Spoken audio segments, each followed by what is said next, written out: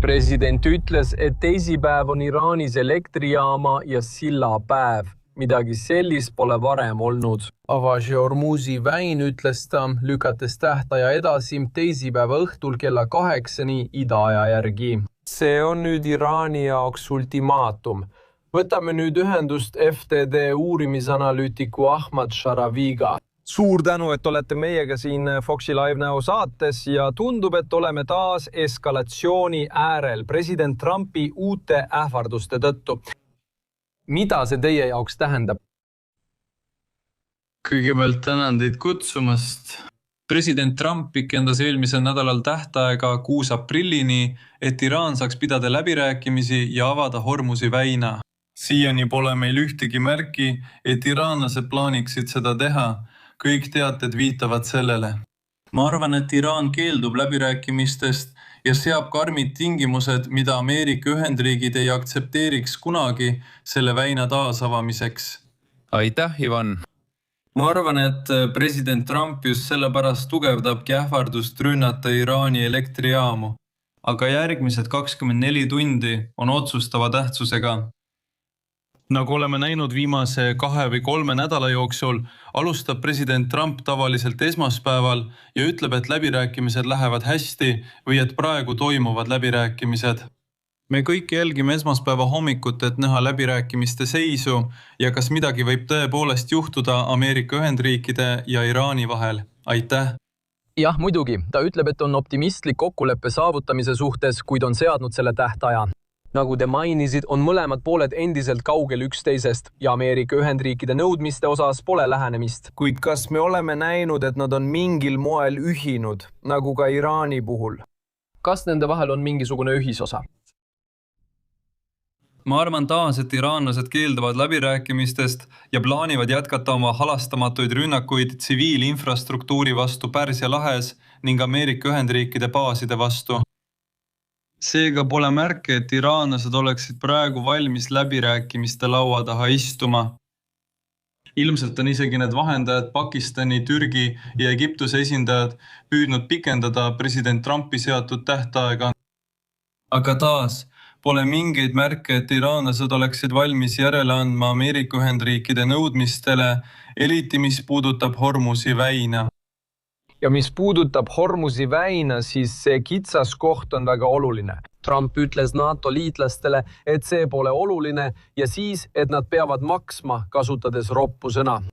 Kas avada Hormuzi väin või tekib tõeline kaos? Kui suur surve on president Trumpil ja välismaalastel väina taasavamiseks? Ma usun, et Hormuzi väina sulgemise globaalne mõju on tõepoolest olnud üsna ilmne. Nafta hinnad on märkimisväärselt tõusnud ja kui turud lähitundidel avanevad, saame paremini aru selle nädalavahetuse sündmuste tegelikust mõjust ning sellest, kuidas see võib mõjutada president Trumpi otsuseid. Kui nafta hinnad püsivad kõrgel tasemel, siis võime näha kas eskaleerumist või suuremat tõuget diplomaatia suunas. Kuid jällegi kõik sõltub naftaturu hindadest, mis on praegu ja eriti seetõttu, et suur osa naftast transporditakse läbi Hormuzi väina, mõjutab see Pärsia lahe riike. Ameerika Ühendriikides on see juba teisiti. Meil on võimekas kodumaine tööstus, kuid siiski on ülemaailmne majandus omavahel seotud. Seega on mõjud tuntavad kogu maailmas. Kui see tähtaeg möödub teisipäeval kell 20.00 Ameerika Ühendriikide idaranniku aja järgi ja Ameerika Ühendriigid tõepoolest ründavad Iraani infrastruktuuri ja olulisi naftapunkte, siis milline on nende vastus? Kas nad ründavad teisi Araabia riike, nagu nad on varemgi teinud? Jah, ma mõtlen, et Pärsia lahe riikide soolavee magestamise tehased oleksid Islami Vabariigi sihtmärgiks, samuti nafta infrastruktuur ja kogu lahe ulatuses oleksid need ulatuslikud sihtmärgid. Aga las ma osutan, et Iraan on neid riike juba viimase 5 nädala jooksul ulatuslikult sihikule võtnud. Me nägime eile mitmeid rünnakuid, mis olid suunatud nafta infrastruktuurile ja vee magestamise tehastele Kuveidis. Aga ma eeldaksin, et kui Iraani rünnatakse, siis näeme nende rünnakute sagenemist nendele laheäärsetele riikidele. Nii et selle asemel, et ainult üks rajatis oleks sihtmärgiks, võime näha rohkem droone ja rakette, mis sihivad neid rajatisi. Ja tasub märkida, et soolavee magestamise tehased Kuveidis ja Bahreinis on nende riikide ellujäämiseks eluliselt tähtsad, sest neil ei ole ladustatud veevarusid, mis neid ülal hoiaksid. Kui neid rajatisi rünnatakse, võime silmitsi seista humanitaarkatastroofiga. Jah, ja ilmselgelt mõjutab see nii paljusid inimesi piirkondades, mis jäävad sellesse segadusse lõksu. Aga ma tahtsingi just selleni jõuda. Millised riigid nagu Araabia Ühendemiraadid, Bahrein ja Kuveit hakkavad selle tõttu Ameerika Ühendriikidest sõltuma? Kuidas see võib mõjutada nende suhteid Ameerika Ühendriikidega? Ma arvan, et Ameerika Ühendriigid on nendega olnud otsekohesed. Me nägime, kuidas riik mängis otsustavat rolli rünnakute tõkestamisel ja kuidas nende õhutõrje oli võtmetähtsusega, et takistada paljudel neist rünnakutest sihtmärke tabamast. Raketid ja droonid tabavad kriitilisi rajatisi. Me nägime, kuidas partnerid nagu Ukraina toetasid neid laheriike, et vältida rünnakuid nende territooriumidele. Nii on iisraelased ja head inimesed mänginud olulist rolli nende riikide kaitsmisel.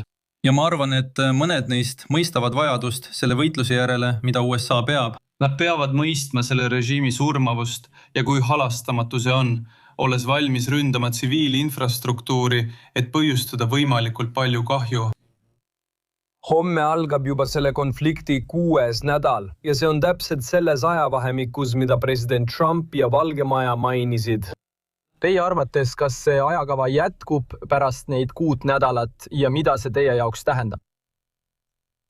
Ma arvan, et president Trump tegi oma kolmapäevases kõnes selgeks, et sihtmärkide osas on jäänud 2–3 nädalat.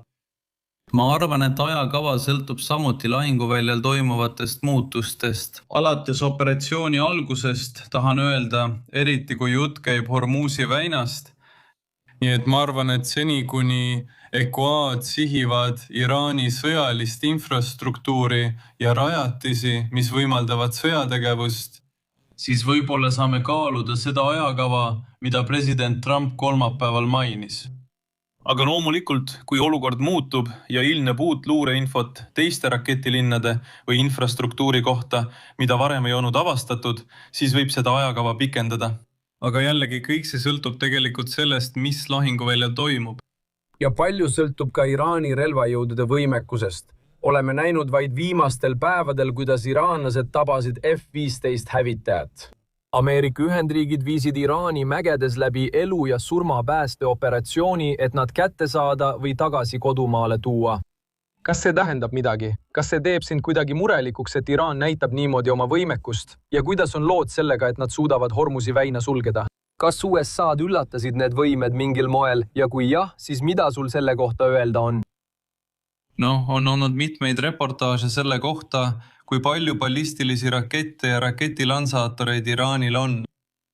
Me nägime, et sõja alguses oli see arv üsna erinev, kuid petukatsetused vähendasid oluliselt Iraani võimet korraga palju rakette välja lasta. Aga ma arvan, et meil ei ole ikka veel, ma mõtlen vähemalt meil, kes vaatame seda väljaspoolt, ega oma ligipääsu luureandmetele, on näha nende rünnakute vähenemist. Aga Iraanil on endiselt võime korraldada drooni- ja raketirünnakuid ning seetõttu ongi vaja, et USA jätkaks sellega, et nende sõjalist võimekust veelgi vähendada põhimõtteliselt. Ja tulles tagasi Hormuzi väina juurde, miks iraanlased selle sinna panid, põhimõtteliselt nagu stopp-märgi sellesse kitsaskohta, kas see on selle piirkonna uus normaalsus? Ja kui tõenäoline on, et nad kaasavad sellesse ka Bab al-Mandebi koos hutidega, kas sa jälgid ka seda piirkonda? Kindlasti on Bab al-Mandeb endiselt kriitiline punkt ja kui see suletakse, seisame silmitsi suure kriisiga. Ma arvan, et hutid on keskendunud oma rünnakud Iisraelile tõenäoliselt selleks, et vältida vastulööki, välja arvatud juhul, kui mõni rakett tabab Iisraeli. Siiani on hutid väitnud, et nad on korraldanud 4 või 5 rünnakut.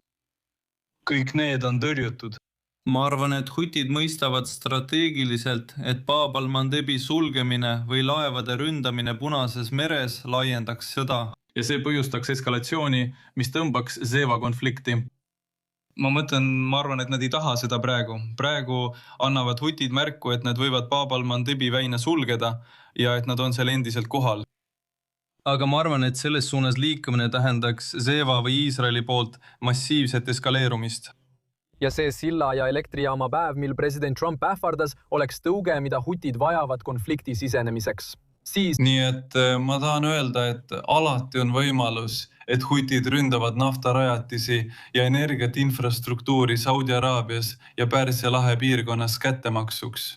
Aga jällegi, ma arvan, et nende otsustusprotsessi mõttes tähendaks laheriikide ründamine sõja laiendamist, mille puhul Saudi araablased või siis emiraadid peaksid võib-olla vastulöögi andma. Nii et praegu arvan, et hutid keskenduvad oma rünnakud Iisraeli vastu, sest nad mõistavad, et energiainfrastruktuuri ründamine laheriikides võib tähendada sõja suuremat eskaleerumist, mis on risk, mida nad võib-olla hetkel võtta ei soovi. Iisraeli kohta nad tegid selle operatsiooni alguses koostööd. Epic Fury ehk möörgab lõvi, nagu nad oma operatsiooni nimetavad.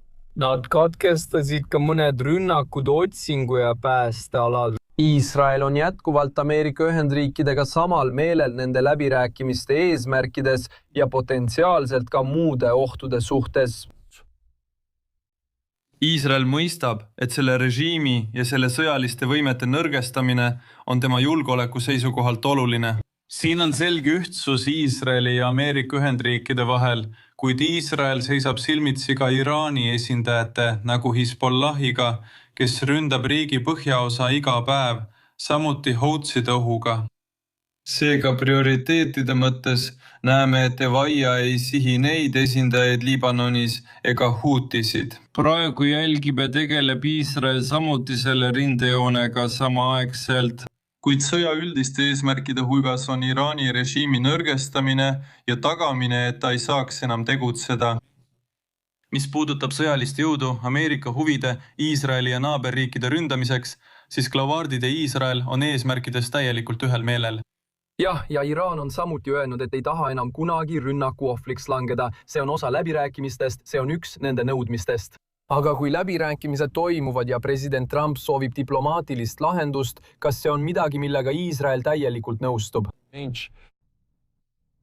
Ma arvan, et üldiselt mõistab Iisrael, et president Trump või vähemalt, et sõja eesmärkide osas on toimunud tõsine sõjaliste võimete, mereväe ja õhuväe jõu vähendamine, mis olid algusest peale peamised eesmärgid. Ja ma arvan, et kui Iisrael suunas oma tähelepanu osa Iraani poliitilisele juhtkonnale ja ka sõjalisele juhtkonnale, siis toimus sihtmärkide osas ülesannete jaotus. Aga ma arvan, et Iisrael mõistab ka, et president Trump avas ukse läbirääkimisteks ja et tal võib olla vaja leida läbirääkimistaktika selle sõja lõpetamiseks. Kuid siiski näeme endiselt Iisraeli rünnakuid ja koostööd Sevaga sõjalise infrastruktuuri, ballistiliste rakettide ja nende laskeseadmete sihtmärkide tuvastamisel. Vaadamata läbirääkimistele käivatele juttudele on Meir Eubari ja Iisraeli vahel endiselt täielik üksmeel režiimi nõrgestamise eesmärkides. Kuid samuti, nagu nägime eile, oli Iisraelil oluline roll relvasüsteemide ohvitseri päästmisel, kes viibis Iraani territooriumil. Jah, see on väga hea tähelepanek. Ahmad, viimane küsimus, enne kui ma su minema lasen, tulles tagasi algusesse. See agressiivne ähvardus ütleb kell 20.00 idaranniku aja järgi silla või elektrijaama päev ja me oleme neid ultimaatumeid varemgi näinud. Kas on tõenäoline ja võimalik, et president Trump lükkab selle tähtaja edasi, et proovida diplomaatiale panustada? Nagu ma juba mainisin, Pakistan, Egiptus ja Saad üritavad Araabia allikate kohaselt tähtaega pikendada või venitavad seda. Ma mõtlen, nagu me nägime, tähtaeg pidi lõppema teisipäeval kell 10 hommikul idaranniku aja järgi, kui ma ei eksi. Nüüd on see kell 20.00. Küsimus on selles, kas iraanlased paluksid neil vahendajatel tähtaega pikendada. Kõik sõltub läbirääkimiste hetkeseisust. Zeva diplomaadid räägivad otse Iraaniga, oma Iraani kolleegidega. Taaskord neid asju tehakse tavaliselt salaja ja need avalikustatakse tavaliselt alles hiljem. Aga ma tahan öelda, et alati on võimalus selle pikendamiseks. Seda on juba korra varem pikendatud. See pidi toimuma eelmisel nädalal, kuid seda pikendati 6. aprillini. Küsimus on selles, et järgmiste tundide jooksul näeme, kas seda pikendatakse teisipäeval kell 20, see on 48 tunni pärast. Nii et kui iraanlased on valmis läbirääkimisi pidama, on need vahendajad täielikult valmis jätkama oma kampaaniat, et veenda president Trumpi praegust tähtaega pikemaks ajaks pikendama. ja seetõttu on üsna tõenäoline, et praegu näeme tähtaega pikendatavat, kuid jällegi, kõik see sõltub sellest, kas kõik need tegurid sobituvad omavahel. Jah, Trump tegutseb omas tempos. Näeme lõpptulemust, kui tähtaeg saab läbi tund tunnilt. Nagu ma ütlesin, võib-olla annab ta meile esmaspäeva hommikul läbirääkimiste kohta värsket infot. Hoiame silma peal. Kas sobib? Ahmad, suur tänu sulle, et olid siin Live Now saates. Aitäh! Selge, suur tänu. Väga hea vestlus seal, analüüsides seda presidendi roppusi täisähvardust Hormuzi väina avamise kohta või siis selle päeva kohta, mille avatakse elektrijaam ja sild. Ja see tuleb samuti Fox Newsist. Trey Ingst ütleb oma reportaažis, et aeg tiksub. President Trump annab Iraanile sünge hoiatuse, kirjeldades läbirääkimisi koos korrespondent Trey Ingstiga. Kui nad kiiresti kokkuleppele ei jõua, kaalun ma kõik õhku lasta ja võtta nafta üle kontrolli. Vaatame, kas see saab olema võimuhaaramine nagu Venezuelas. Näeme, kas nad pikendavad tähtaega. Siin on mängus palju tegureid.